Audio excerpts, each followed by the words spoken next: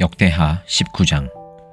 유다의 여호사밧 왕이 예루살렘에 있는 그의 궁으로 무사히 돌아왔을 때에 하나니의 아들 예후 선견자가 나가서 왕을 찾아가서 말하였다. 임금님께서는 악한 자를 돕고 주님을 싫어하는 자들의 편을 드는 것이 옳다고 생각하십니까? 임금님께서 그렇게 하셨으므로 주님의 진노가 임금님께 내릴 것입니다. 그러나 임금님께서는 선한 일도 하셨습니다. 아세라 목상을 이 땅에서 없애버리시고 마음을 오로지 하나님 찾는 일에 쏟으신 일도 있으십니다. 여호사밧은 예루살렘에 살면서 브엘리세바에서부터 에브라임 산간 지역에 이르기까지 민정을 살피러 다녔으며 백성들을 주 그들의 조상의 하나님께 돌아오게 하였다. 그는 또 온 유다의 요새화된 성읍에 재판관들을 임명하여 세우고 그들에게 말하였다. 그대들은 맡은 일을 할 때에 삼가 조심하여 하시오. 그대들이 하는 재판은 단순히 사람을 기쁘게 하는 것이 아니라 그대들이 재판할 때에 그대들과 함께 계시는 주님을 기쁘시게 하는 것임을 명심하시오. 주님을 두려워하는 일이 한순간이라도 그대들에게서 떠나지 않도록 하시오. 주 우리의 하나님께서는 불의하지도 않으시며 치우침도 없으시며 뇌물을 받지도 않으시니 재판할 때에 삼가 조심하여 하도록 하시오. 이 밖에 예루살렘에서도 여호사밧이 레위인들과 제사장들과 이스라엘 가문의 족장 가운데서 사람을 뽑아 재판관으로 임명하여 주님의 법을 어긴 경우를 포함하여 예루살렘에 사는 모든 주민의 송사를 재판하게 하였다. 그는 재판관들에게 다음과 같은 명령을 내렸다. 그대들은 이 일을 주님을 두려워하는 마음으로 성실하게 온 마음을 다하여 수행해야 하오. 어느 성읍에서든지 동포가 사람을 죽이거나 법이나 계명이나 율례나 규례를 어겨서 재판관들에게 송사를 제기해오면 재판관들은 그들에게 경고하여 주님께 범죄하지 않도록 하시오. 그렇지 않으면 주님의 진노가 그대들 재판관들 그대들의 동포에게 내릴 것이오. 내가 시킨 대로 하면 그대들에게 죄가 없을 것이오. 주님께 예배드리는 모든 문제는 아마랴 대제사장이 최종 권위를 가지고 결정을 내릴 것이며 왕에게 속한 모든 문제에 관련된 것은 유다 지파의 우두머리 이스마엘의 아들 스바디아가 최종 권위를 가지고 결정을 내릴 것이오. 레위 사람들은 법정에서 결정된 사항들이 실행되는 것을 감독하는 관리의 책임을 질 것이오. 용기를 내어 이 모든 지시를 잘 실행하시오. 주님께서는 공의를 이루는 사람들의 편을 드신다는 것을 명심하시오. 역대하 20장. 얼마 뒤에 모압 자손과 암몬 자손이 마온 사람들과 결탁하여 여호사밧에게 맞서서 싸움을 걸어왔다. 전령들이 와서 여호사밧에게 보고하였다. 큰 부대가 사해 건너편 에돔에서 임금님을 치러 왔습니다. 그들은 이미 하사손 다말 곧 엔게디에 쳐들어 왔습니다. 이에 놀란 여호사밧은 주님께서 인도하여 주실 것을 비는 기도를 드리고 온 유다 백성에게 금식령을 내렸다. 백성이 유다 각 성읍에서 예루살렘으로 모여 주님의 뜻을 찾았다. 여호사밧이 주님의 성전 세 뜰 앞에 모인 유다와 예루살렘 회중 가운데 서서 이렇게 기도하였다. 주 우리 조상의 하나님, 주님은 하늘에 계시는 하나님이 아닙니까? 세계 만민의 모든 나라를 다스리시는 분이 아니십니까? 권세와 능력이 주님께 있으니 아무도 주님께 맞설 사람이 없습니다. 우리 하나님, 주님께서는 전에 이 땅에 사는 사람들을 주님의 백성 이스라엘 앞에서 쫓아내시고 그 땅을 주님의 벗 아브라함의 자손에게 길이 주신 분이 아니십니까? 그래서 우리는 이 땅에 살면서 주님의 이름을 빛내려고 한 성소를 지어 바치고 이렇게 다짐한 바 있습니다. 전쟁이나 전염병이나 기근과 같은 재난이 닥쳐온다면 하나님 앞 곧 주님의 이름을 빛내는 이 성전 앞에 모여 서서 재난 가운데서 주님께 부르짖겠고 그러면 주님께서 들으시고 구원하여 주실 것이다 하고 말하였습니다. 이제 보십시오. 암몬 자손과 모압 자손과 세일산에 사는 사람들이 우리를 저렇게 공격하여 왔습니다. 옛적에 이스라엘이 이집트에서 나올 때에 주님께서는 이스라엘이 그들의 땅으로 들어가는 것을 허락하지 않으셨습니다. 그리하여 우리 조상은 그들을 멸망시키지 않고 돌아와야만 했습니다. 그런데 이제 그들이 우리에게 안갚음을 하는 것을 보십시오. 주님께서 우리에게 유산으로 주신 주님의 땅에서 우리를 쫓아내려 하고 있습니다. 우리 편을 드시는 하나님, 그들에게 벌을 내리지 않으시렵니까? 우리를 치러 온 저 큰 대군을 대적할 능력이 우리에게는 없고 어찌 할 바도 알지 못하고 이렇게 주님만 바라보고 있을 뿐입니다. 유다 모든 성읍은 아녀자들까지도 모두 주님 앞에 나와 서 있었다. 그때 마침 회중 가운데는 야하시엘이라는 레위 사람이 있었는데 그에게 주님의 영이 내리셨다. 그의 아버지는 스가랴이고 할아버지는 브나야이고 증조는 여이엘이고 고조는 마따니아이다. 그가 이렇게 말하였다. 온 유다와 예루살렘에 사는 사람들과 여호사밧 임금님은 들으시기 바랍니다. 주님께서 여러분에게 말씀하십니다. 적군이 아무리 많다 하여도 너희들은 두려워하거나 겁내지 말아라. 이 전쟁은 너희가 하는 것이 아니라 나 하나님이 맡아 하는 것이다. 너희는 내일 그들을 마주하여 내려가라. 적군은 시스 고개로 올라올 것이다. 여루엘 들 맞은편에서 너희가 그들을 만날 것이다. 이 전쟁에서는 너희가 싸울 것이 없다. 너희는 대열만 정비하고 굳게 서서 나 주가 너희에게 승리를 가져다 주는 것을 보아라. 유다와 예루살렘아, 너희는 두려워하지 말아라. 겁내지 말아라. 내일 적들을 맞아 싸우러 나가거라. 나 주가 너희와 함께 있겠다. 여호사밧이 몸을 굽혀 얼굴을 땅에 대니 온 유다 백성과 예루살렘 주민도 주님 앞에 엎드려 경배하고 고핫 자손과 고라 자손에게 속한 레위 사람들은 서서 목소리를 높여 주 이스라엘의 하나님을 찬양하였다. 백성은 다음 날 아침 일찍 일어나서 드고와 들로 나갔다. 나갈 때에 여호사밧이 나서서 격려하였다. 유다와 예루살렘 주민은 내가 하는 말을 들으십시오. 주 우리의 하나님을 믿어야만 흔들리지 않습니다.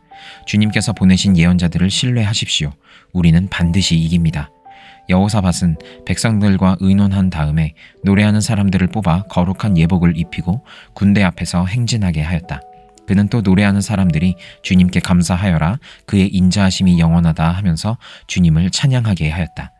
노래하는 사람들이 그렇게 노래를 부르니 주님께서 복병을 시켜서 유다를 치러 온 암몬 자손과 모압 자손과 세일산에서 온 사람들을 치게 하셔서 그들을 대파하였다. 오히려 암몬 자손과 모압 자손이 짝이 되어서 세일산에서 온 사람들을 모조리 쳐 죽이는 것이 아닌가. 세일산에서 온 사람들을 쳐 죽인 다음에는 암몬 자손과 모압 자손이 서로 쳐 죽였다. 유다 사람들이 들판이 내려다 보이는 망대에 이르러서 보니 적군이 하나도 살아남지 못하고 모두 주검이 되어 땅에 엎어져 있었다. 여호사밧이 백성을 데리고 가서 전리품을 거두어 드렸다. 전리품 가운데는 상당히 많은 물건과 옷과 귀중품이 있었다. 그래서 각자가 마음껏 탈취하였는데 전리품이 너무 많아서 운반할 수가 없었다. 전리품이 이처럼 많아서 그것을 다 거두어 드리는 데에 사흘이나 걸렸다. 나흘째 되던 날에 그들은 브라가 골짜기에 모여서 거기서 주님을 찬양하였다. 오늘날도 사람들은 그곳을 찬양 브라가 골짜기라고 부른다. 유다와 예루살렘 모든 사람이 여호사밧을 앞세우고 기쁨에 넘쳐 예루살렘으로 개선하였다. 이것은 주님께서 원수들을 쳐서 이겨서 유다 백성을 기쁘게 해주셨기 때문이다. 사람들은 검은고와 수금과 나팔을 합주하며 예루살렘에 이르러 주님의 성전으로 나아갔다. 이방 모든 나라가 주님께서 이스라엘의 원수들을 치셨다는 소문을 듣고 하나님을 두려워하였다. 여호사밧이 다스리는 동안 나라가 태평하였다. 하나님께서 사방으로 그에게 평안함을 주셨기 때문이다. 여호사밧은 유다의 왕이 되었을 때에 35살이었다. 그는 예루살렘에서 25해 동안 다스렸다. 그의 어머니 아수바는 실히의 딸이다. 여호사밧은 자기의 아버지 아사가 걸어간 길에서 벗어나지 아니하고 그 길을 그대로 걸어 주님께서 보시기에 정직하게 행하였으나 산당만은 헐어버리지 않아서 백성이 조상의 하나님만을 섬기게 하지는 못하였다. 여호사밧의 나머지 역사는 처음부터 끝까지 하나니의 아들 예후의 역사책에 다 기록되었고 그것은 이스라엘 열왕기에 올랐다. 한 번은 유다의 여호사밧 왕과 이스라엘의 아하시아 왕 사이에 동맹을 맺은 일이 있었는데 아하시아는 악행을 많이 저지른 왕이었다. 아하시아의 권유로 여호사밧이 다시스를 왕래할 상선을 만들었다. 배를 만든 곳은 에시온 게벨이었다. 그때 마레사 사람 도다와후의 아들 엘리에셀이 여호사밧에게 와서 임금님께서 아하시아와 동맹을 맺으셨으므로 주님께서 임금님이 만드신 상선을 부수실 것입니다 하고 예언하였다. 그의 말대로 그 배는 부서져서 다시스로 가지 못하였다. 요한계시록 8장. 그 어린 양이 7째 봉인을 뗄 때에 하늘은 약 반 시간 동안 고요하였습니다. 그리고 나는 하나님 앞에 서 있는 7 천사를 보았습니다. 그들은 나팔을 하나씩 받아 가지고 있었습니다.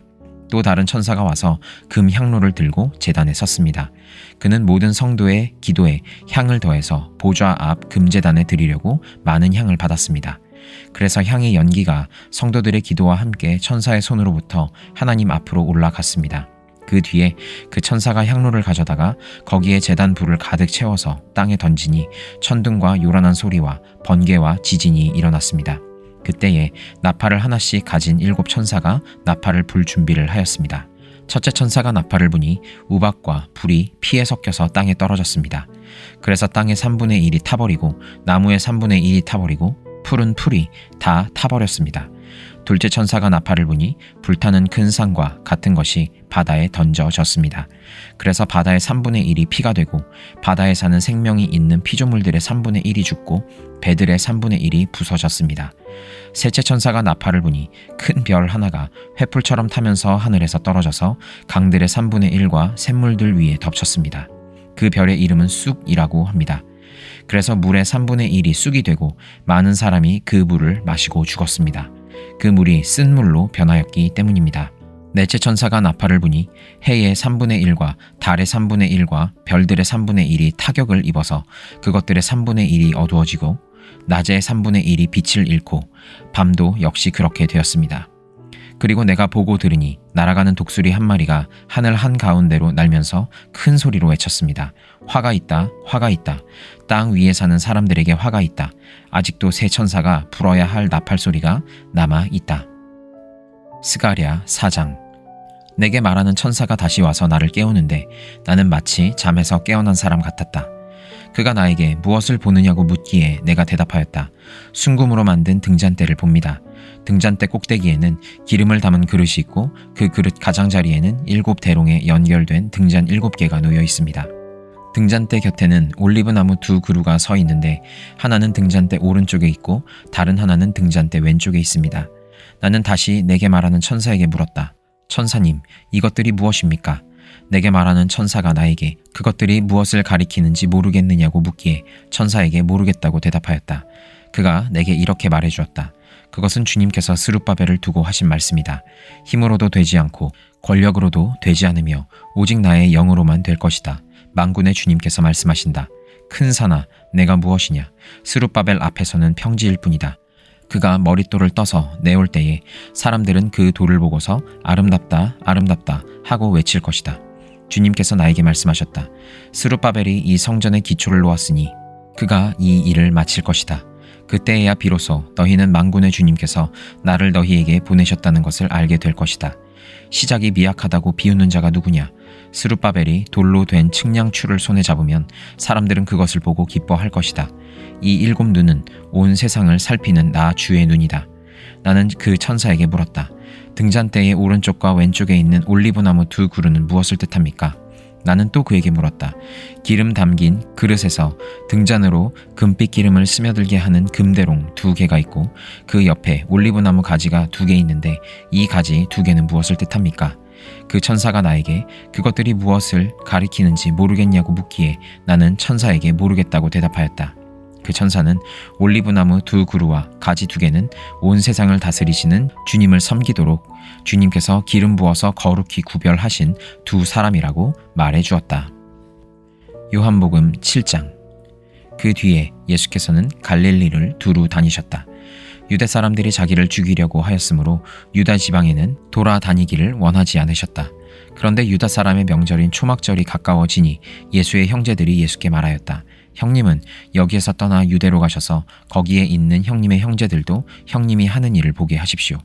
알려지기를 바라면서 숨어서 일하는 사람은 없습니다. 형님이 이런 일을 하는 바에는 자기를 세상에 드러내십시오.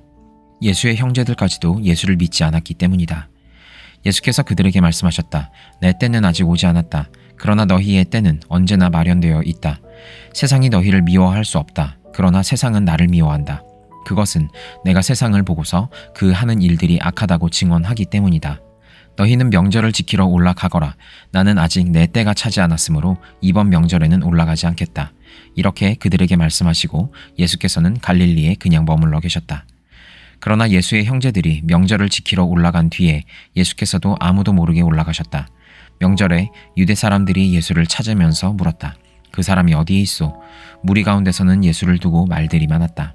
더러는 그를 좋은 사람이라고 말하고 더러는 무리를 미혹하는 사람이라고 말하였다.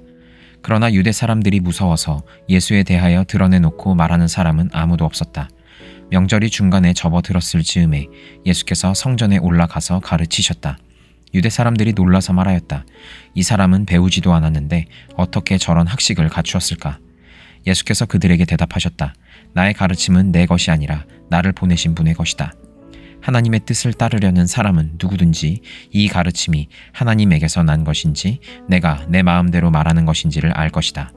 자기 마음대로 말하는 사람은 자기의 영광을 구하지만 자기를 보내신 분의 영광을 구하는 사람은 진실하며 그 속에는 불의가 없다. 모세가 너희에게 율법을 주지 않았느냐? 그런데 너희 가운데 그 율법을 지키는 사람은 한 사람도 없다.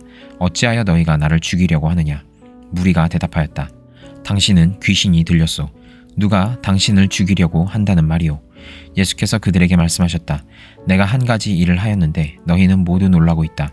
모세가 너희에게 할례법을 주었다. 사실 할례는 모세에게서 비롯한 것이 아니라 조상들에게서 비롯한 것이다. 이 때문에 너희는 안식일에도 사람에게 할례를 준다. 모세의 율법을 어기지 않으려고 사람이 안식일에도 할례를 받는데 내가 안식일에 한 사람의 몸 전체를 성하게 해주었다고 해서 너희가 어찌하여 나에게 분개하느냐? 겉모양으로 심판하지 말고 공정한 심판을 내려라. 예루살렘 사람들 가운데서 몇 사람이 말하였다. 그들이 죽이려고 하는 이가 바로 이 사람이 아닙니까? 보십시오. 그가 드러내놓고 말하는데도 사람들이 그에게 아무 말도 못합니다. 지도자들은 정말로 이 사람을 그리스도로 알고 있는 것입니까? 우리는 이 사람이 어디에서 왔는지를 알고 있습니다. 그러나 그리스도가 오실 때에는 어디에서 오셨는지 아는 사람이 없을 것입니다. 예수께서 성전에서 가르치실 때에 큰 소리로 말씀하셨다. 너희는 나를 알고 또 내가 어디에서 왔는지를 알고 있다. 그런데 나는 내 마음대로 온 것이 아니다. 나를 보내신 분은 참되시다. 너희는 그분을 알지 못하지만 나는 그분을 안다. 나는 그분에게서 왔고 그분은 나를 보내셨기 때문이다. 사람들이 예수를 잡으려고 하였으나 아무도 그에게 손을 대는 사람이 없었다.